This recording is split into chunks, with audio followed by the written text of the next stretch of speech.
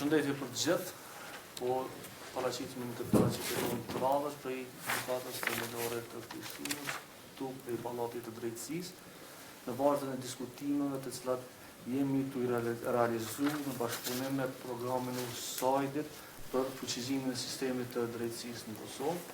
Jemi sërish në gjykatën themelore të Prishtinës në debatin e radhës, i cili temë ka drejtën e qytetarëve për të qenë pjesë e seancave gjyqësore edhe mënyra se si qytetarët mundin në qasë seancave gjyqësore në gjykatën e Prishtinës, por edhe në gjithë sistemin e drejtësisë.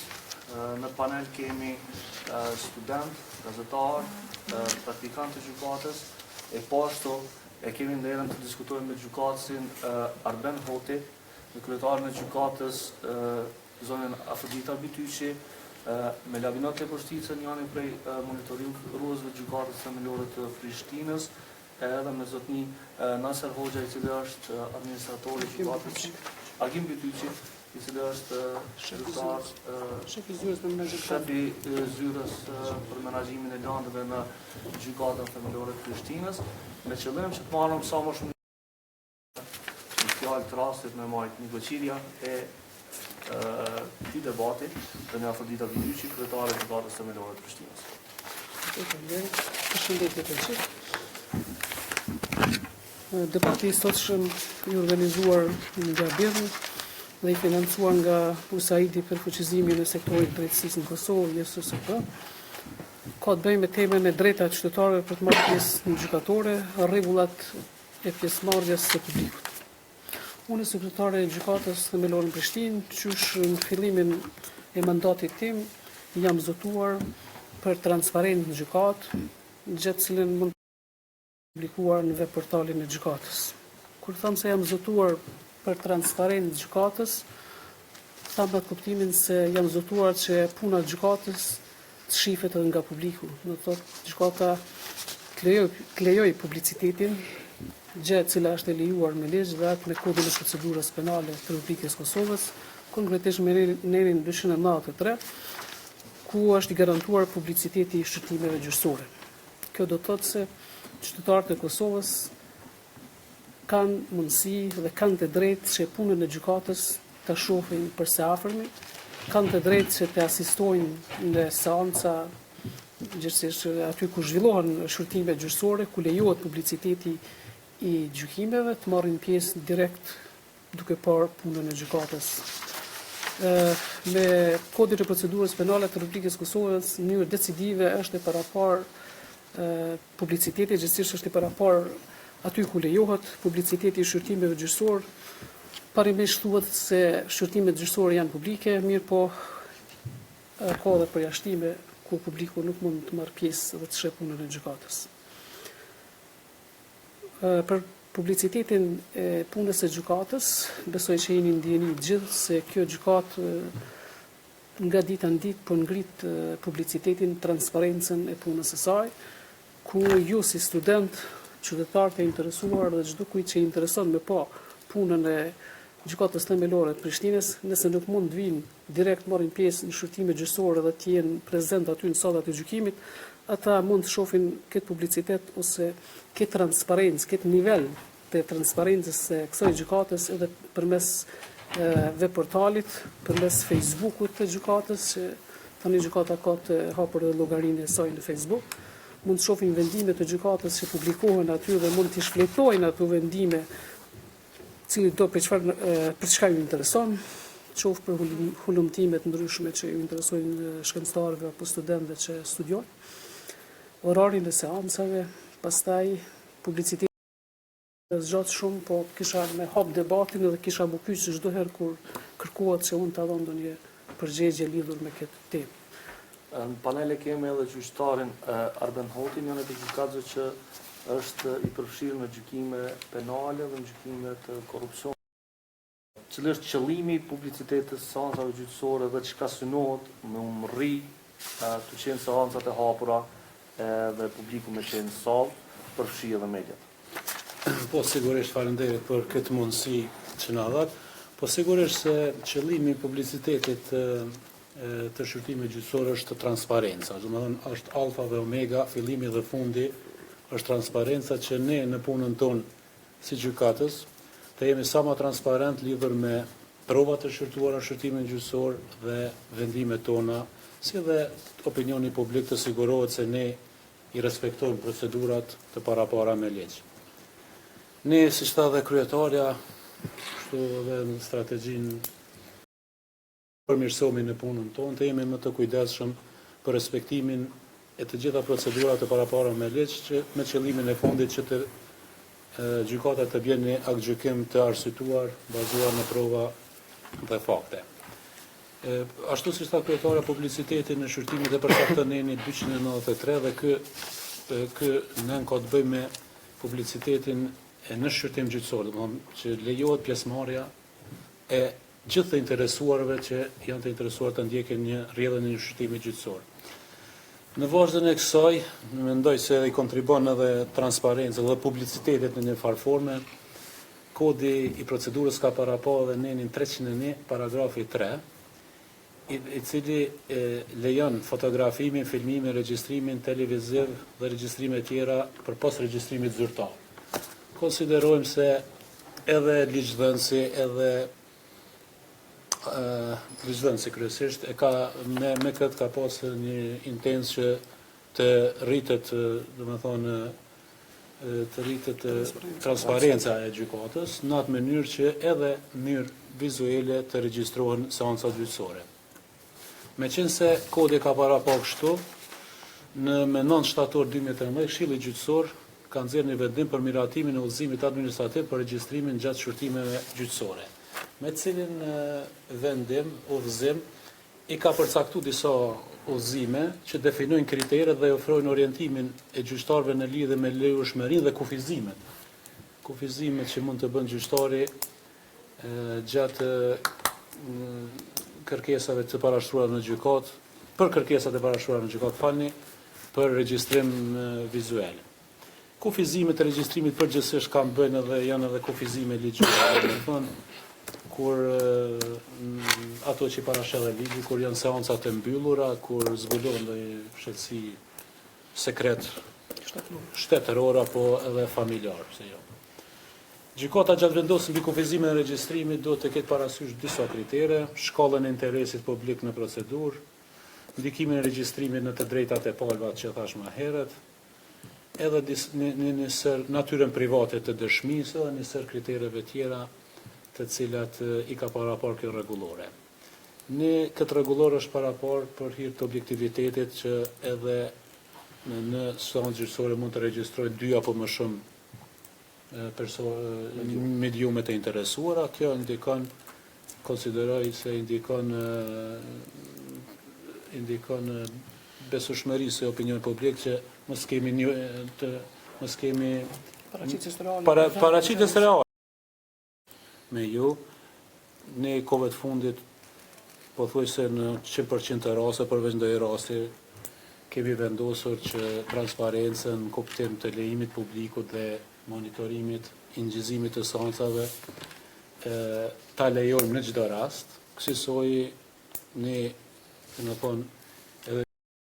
le të monitoron gjitha seancat tona, le të paraqitet puna para publikut, edhe ne ashtu do të jemi edhe më ballhapur ndaj obligimeve tona konstitucionale. Qysh me mri një standard ku qytetarët vinë në seancë gjyqësore edhe marrin pjesë në seancë gjyqësore vetëm sepse janë të interesuar me pa seancën gjyqësore, jo si në shumicën e rasteve që tash e shohim, vinë pse i kanë familjarët ose e kanë dikon të akuzuar ose pa dëmtuar.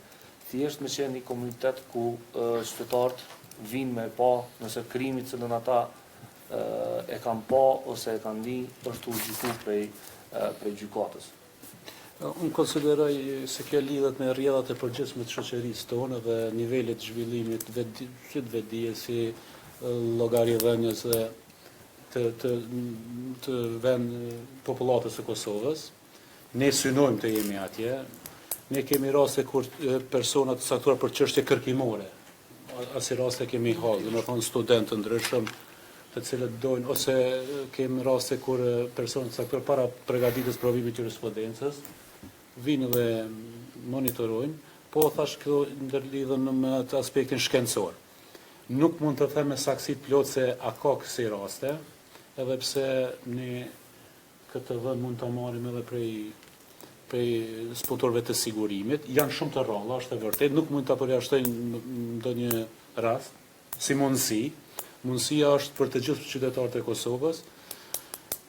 Po unë konsideroj se ne, pasi që jemi, si më thonë, kemi lejuar një lloj transparence në nivel të caktuar, edhe personat e tjerë. Kësaj do të rritet edhe si më thonë kjo besueshmëria po do të edhe personat e tjerë të cilët nuk janë të lidhur drejt për drejt me atë vepër penale apo do të interesohen në të ardhmen sepse do ta shohin si mundësi se mund të vinë në gjykatë dhe mund të përcjellen një proces gjyqësor pa pas interes të drejt për drejt.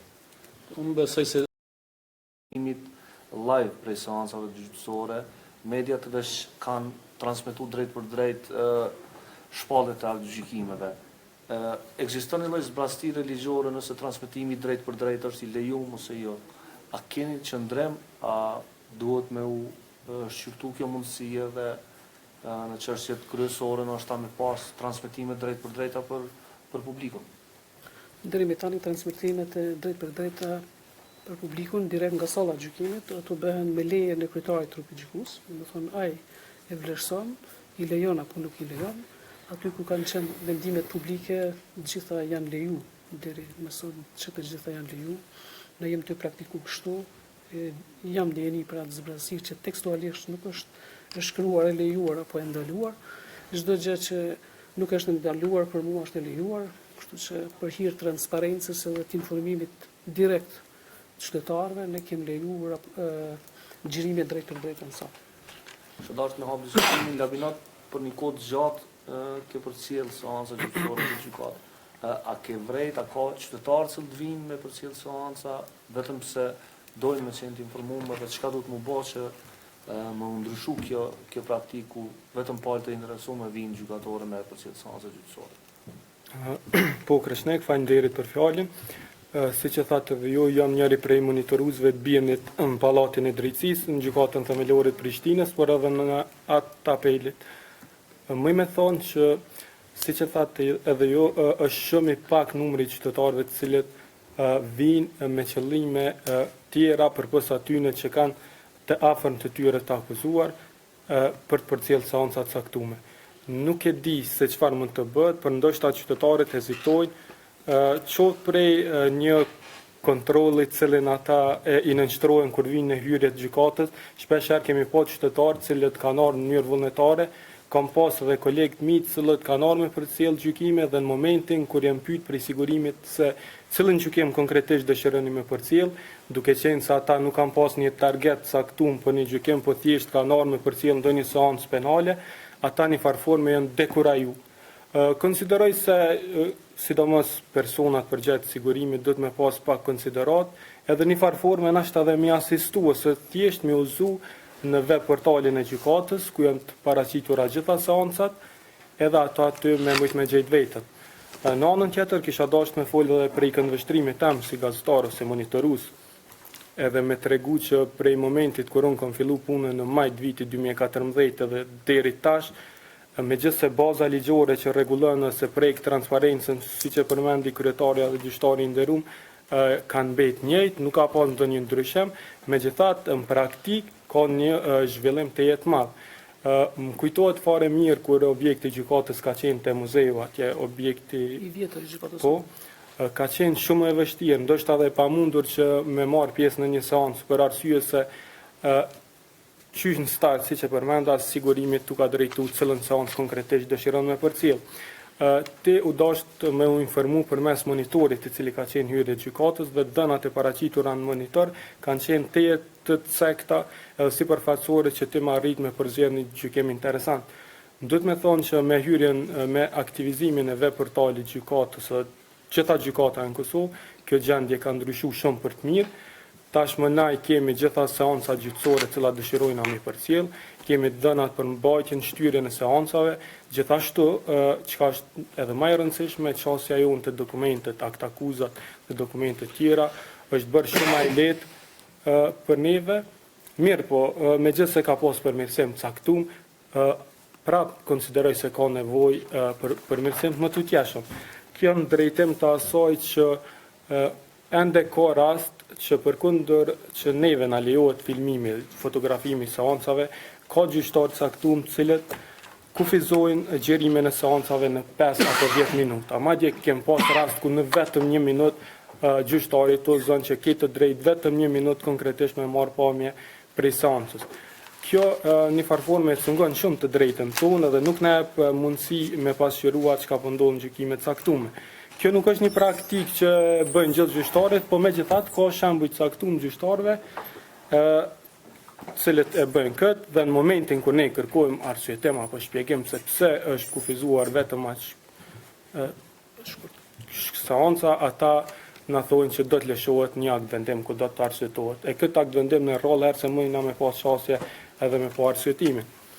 Gjithashtu më duhet me përmend edhe një fakt që veç se përmendi gjyqtari i nderuar Arben, çështja e kamerave, numrit kamerave në seancë, shpesh herë ka ndodhur që na ka nxjerr problem ajo i rregullim ashtu siç përcaktohet në udhëzim administrativ, për arsye se aty përcaktohet se nuk duhet të janë më pak se 2 kamera.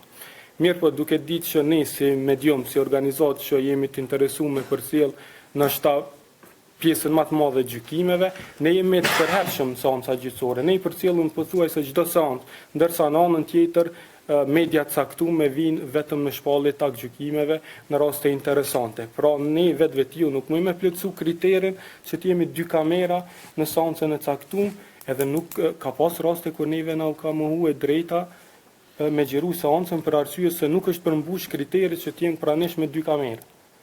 Konsideroj që kjo deri në momentin kur të rregullohet të ndryshohet kjo udhëzim, për cilën më duhet të them se në momentin kur nxjerr prej Këshillit Gjyqësor mediat nuk janë ftuar me dhënë opinionet e tyre, gjyqtarët duhet të kenë konsiderat ndaj nesh dhe të na lejojnë të filmojmë edhe atëherë kur jemi vetëm ne të praneshëm, për arsye se çështja e njanshmërisë shumë lehtë çdo palë e cila pretendon se ju ka bë një raportim pa i njanshëm ndaj tij, ka dhe forma tjera ku me adresu. Për momentin ka që nëse ka në pyetje ose diçka tjetër, jam i gatshëm për çfarë. Zona Byshi, labinoti përmendi që gjendja, situata për me marrë informacionet ka ndru prej kohës kur regjistrin Për të mirë, po. Normalisht, ku marrë gjykimet e ka marrë një portir të dera në transparencë të plot në webfaqen e gjykatës, ku shënon dhanat se ku mbahen seancat. Po më intereson, gjyqësori në Kosovë kritikohet vazhdimisht për jo transparencë. Në fakt, kur mediat lejohen me qenë prezente me kamera, publiku ka një qasje ka të hapur me qenë pjesë e seancave gjyqësore, a është i drejtë që ky konstatim që gjyqësori nuk është transparent? Çka është dashur më shumë u bë përpas publikim të gjykimeve edhe pjesëmarrjet publike? Unë mendoj se ky konstatim nuk është i drejtë. Niveli i transparencës është në ngritje e sipër. Më i thonë se gjykata themelore e Prishtinës ka shënuar revolucion në transparencë. I përmenda unë edhe metodat se si ne dukemi transparent. Ky është vlerësim jam edhe mendoj se është vlerësim objektiv. Se për këtë asaj se nuk vinë njerëz shumë qytetarë që nuk kanë lanë që u shërtohen në gjykatë, nuk vinë mi përcjell ato seanca. Ajo është çështje e tyre, unë i kisha inkuraju ata dhe përmes kamerës ju i tani, por edhe përmes media tjera që ata gjejnë kohë dhe të vinë të shohin punën e gjykatës. Është lehtë kritikohet. Mirë po kur kritikon, do të kritika me qenë e bazuar ose e arsyetuar. Jo vetëm të themi se në gjykatë s'po punohet. Tani në gjykatë është ju bë edhe një vlerësim i kënaqësishmërisë të shërbimeve të gjykatës që është e bën një organizatë e huaj në Kosovë. Dhe direkt i interviston njerëz që kanë punë në gjykatë. Ata e plotësojnë një formular përsa dalin nga gjykata, kur e kryejnë një shërbim gjykate, marrin një shërbim për gjykatës si palë, edhe ata të shohin se çfarë rezultate do kemë në fund. Sepse ne jemi mësuar të pa njerëz në rrugë, në qytet Prishtinës, e pyet atje se ai beson në gjykatës, ai thotë jo, a ke pas punë herë në gjykatë, thotë jo kur. E atëherë çysh? Kjo është jo logjike për mua. Ndaj kështu dashur me hap diskutimin për publikun para se mi marrë mas një pyetje të cilat po na vijnë prej Facebookut, ku jemi në transmetim drejt për drejt në kallzo.com edhe në Facebook në Gjykatës Themelore të Prishtinës për m'ju tregu Gjykata Themelore të Prishtinës se disa mund të që prezente edhe në rrjetet sociale. Njëjtë në Gjykatën Themelore të Prishtinës është Këshilli Gjyqësor edhe Gjykata Themelore në Xhiland, në një tjetër me rrit prezencën edhe transparencën sistemin. Ka student i shkencave politike, i kam dy pyetje. E para ka të bëj me vendimet e gjykatës. A kena qasje në arkiva, për shembull me ditë para 3 vjetëve, 5 vjetëve, çfarë vendimesh janë marrë për një person caktuar. Për shembull, më intereson kjo çështje, masi në shtetin tonë nuk po mundet mu ndal kjo që politikant me mri munal prej marrjes të pushtetit kur kanë kry krime. E të paktën kjo ja vlen mu ditë masi, për shembull, nëse më intereson mu një person X që hyn tashmë politik, a ka precedent penal. Edhe tjetra është kur të është puna për qasjen në gjykata dhe për incizimin që e përmenët, a është komplet në diskrecion të gjyqtarit individual, apo ka, për shembull, a keni jo kompetencë për me thonë po ose jo, si kryetare e gjykatës? Faleminderit. Po besoj njëra Gjithë unë vim për qasje në gjykatë, publicitetin në gjykatë. Unë jam e obliguar me kriju kushte dhe mundësi në zbatim. T'ju garantoj qytetarëve të Republikës Kosovës që të marrin pjesë në gjykatore, në seanca ku me ligj lejohet publiciteti. Të krijoj hapësirë dhe mundësi si menaxhere kryesore, sekretari i gjykatës. U përmend pak edhe çështja e sigurimit në gjykatë. Nëse ne shkojmë edhe me një institucion cili është ma pak i rëndësishëm se gjykata, edhe në institucione edhe për organe private që janë, për organizata ndryshme private, e kena një sigurim, apo du të mu lajmëru dikon. Është një recepcion. Edhe në kompani sigurimit me shku, na du të mu nalë të recepcioni dhe me kalzu ku po shkon, pse kjo ardhë aty. Du të mu regjistru dikun, duhet me marrë atë kartelin e vizitorit edhe me pose ku po hin e ku po del. Në gjykatë, sigurimi du të me qenë një nivelit edhe më të lartë. Kështu mos ju habit fakti sepse punëtorët e sigurimit parë tunalin atje dhe ju pyesin pse kjo ardhë në gjykatë, ku po shkon, domethënë. Duhet mu identifiku, duhet mu lajmëru poshtë me loni dokument identifiku se na duhet me ditë se kush është në për koridoret gjykatës në për zyra apo në cilën do salë. Kjo është krejt normale dhe unë jam për me forcu sigurimin edhe me pas rend dhe rregull në gjykatë. Po jo më ja u mohu qytetarëve mundësinë e pjesëmarrjes në për seanca ku është publike. Sa i përket të çastjes në gjykatë, më dek që the, në arkiv pyetje tjetër është ajo.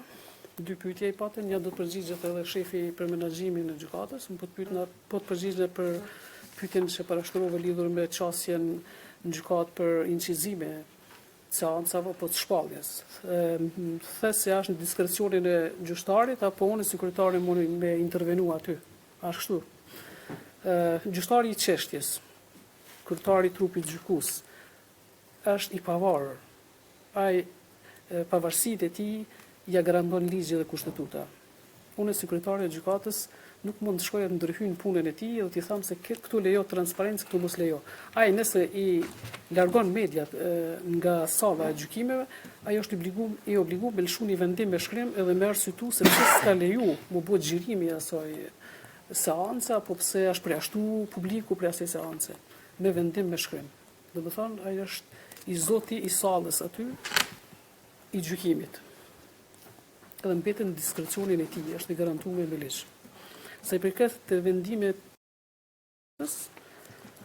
normal që na lejojmë mu marrë vendime vitet kaluara për arkives gjykatës, për mu po puna e mahershme, për çfarë do rasti që të intereson, cilën lemi juve ju intereson, si qytetar, po parapraktisht duhet me parashtu një kërkesë me shkrim për mu leju, edhe në kërkesë duhet mu paraqit ajo se çka po kërkoni, edhe për duhet t'i qasemi landës të archivume në gjykat, mund të them se më detaj mund të shpjegon shefi i zyres për menaxhim planëve, zotëria Agim Bytyçi këtu në panel prezant me neve, se si mund t'i qasemi një landë urnar Agim nëse mund të shkojmë. Apo vetëm një procent po, lidhur me këto publicitetin, domethënë sa përket injizimit të sansa gjyqësore.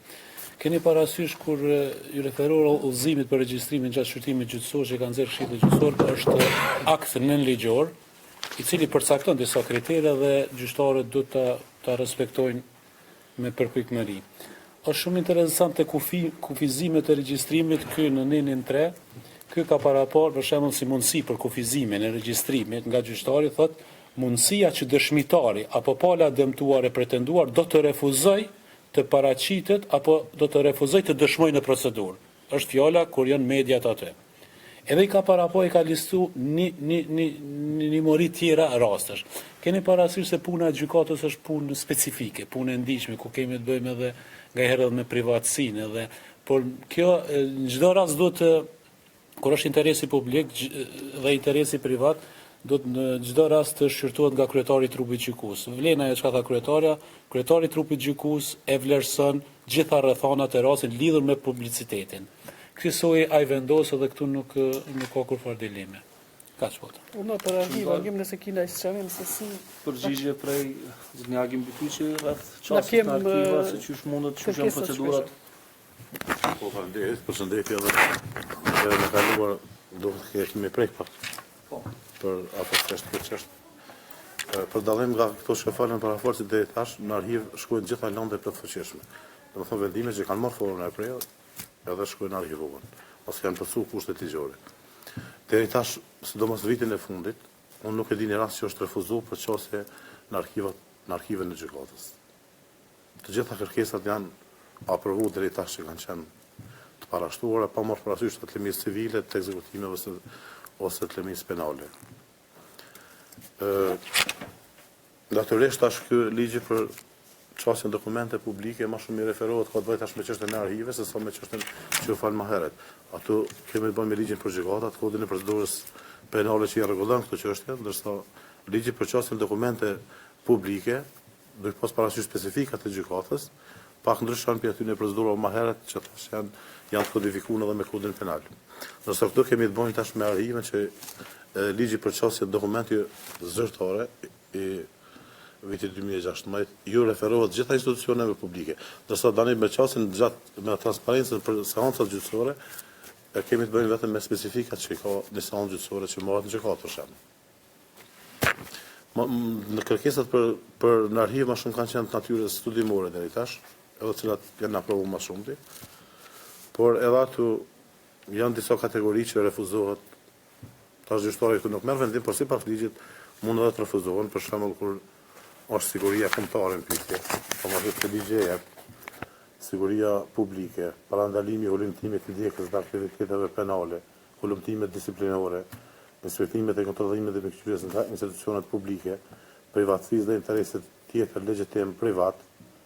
Tash nuk mund se cili me ardha thotë dhe me marr tash me bon kanë dosje të vetën gjykatës së cilit qytetar, por ato që lejohen sipas ligjit bazë në kërkesë, i lejohen së cilit interesave komerciale dhe tjera ekonomike, politike dhe ekonomike, monetare dhe këmbimore të shtetit dhe tjera. Domethënë çështja e informata të përmbajtura në një dokument mund të refuzohet nëse zbulimi i tyre dëmton apo ka mundësi të dëmtojë cilin do nga interesat e përmendura në paragrafin e pelartësisë. Domethënë në kusht të di, në domethënë që ju transparent në gjykatë nëse eventualisht mund të refuzojnë në kërkesë, e cila unë kundërshtim me ligjin për çështje dokumente publike. Tash, urna? Kush e jep vendimin për Vendimin e jep kryetari i gjykatës, si instituti i fundit, institucioni i fundit gjykatë, por natyrisht konsultimi administrator me shefin e zyres për organizimin e dhënë. Faleminderit, kemi pyetje të tjera. Edhe nëse bën viç pak se meta më falte transparencë që blokët e anashkalum të i thosë për me, është edhe një udhëzim administrativ i Këshillit Gjyqësor numër 2/2016 që ka të bënë me anonimizimin edhe publikimin e vendimeve gjyqësore. Gjitha vendimet e plotfuqishme, o fjala për vendimet plotfuqishme gjyqësore, edhe ne kemi për obligim, dhe kemi marrë për obligim dhe jemi të zbatu, janë duke u publikuar në veçorën e zyrtarit gjykatës themelore në Prishtinë që të cilën e menaxhon aktualisht Këshilli Gjyqësor i Kosovës. Do të ato që i përmendëm më herët, edhe këtu përveç që hiqen dhonat personale ndryshohen, për shkak se mos ka qenë kundërshtim me ligjin për rrugën e dokumenteve personale, tjera të gjitha aktgjykimet e plotfuqishme, disa me qindra deri tani, po dhe jemi në atë proces që janë duke u publikuar në veçorën zyrtare gjykatës themelore në Prishtinë. Pyetje tjetër?